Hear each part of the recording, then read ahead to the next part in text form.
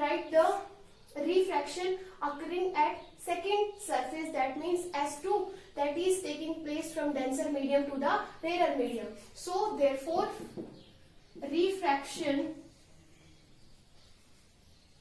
at S2 from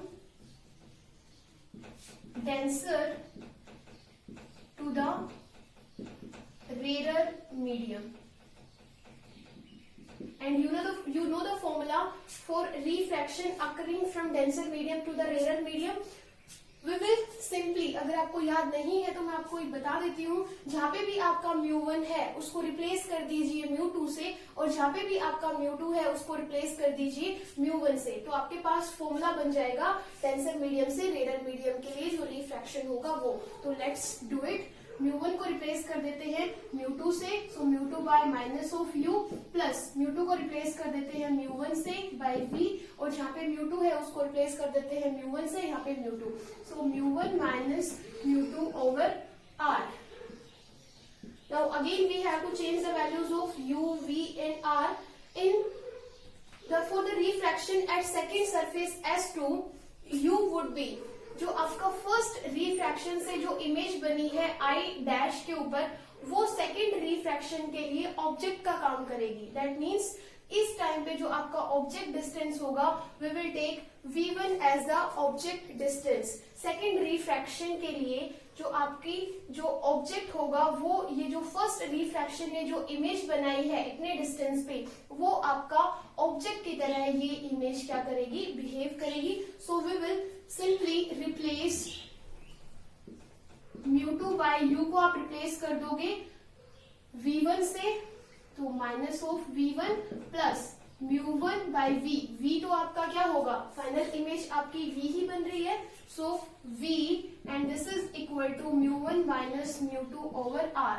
जो second refracting surface है उसके लिए आपका जो रेडियस ऑफ कर्वेचर है, दैट मीन्स जो यहाँ से यहाँ तक का जो डिस्टेंस है वो होगा r2. So simply replace r by r2 and this is second equation. Now adding first and second equation, adding first and second, we will get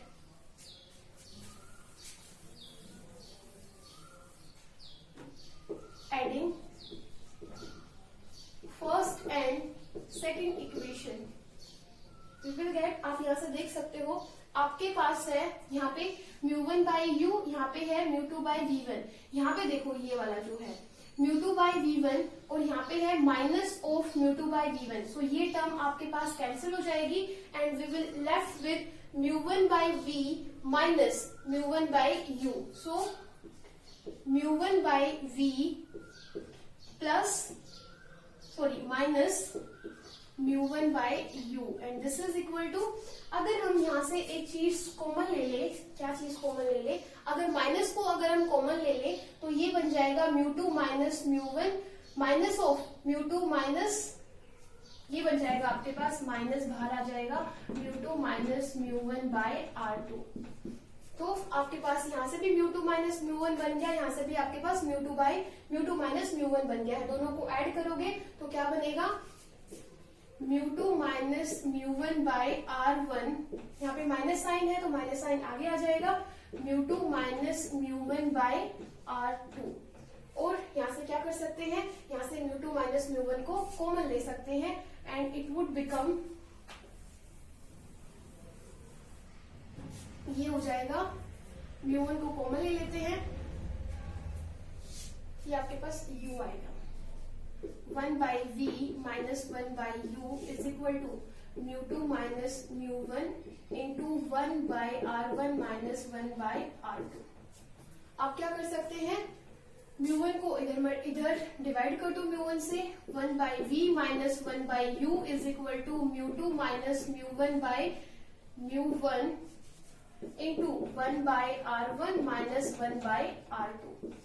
आप क्या कर सकते हैं, इसको अलग अलग दोनों के साथ डिवाइड कर दो and it would become 1 by v minus 1 by u is equal to μ2 minus μ1 minus ये μ1 by μ1 तो 1 हो जाएगा into 1 by r1 minus 1 by r2.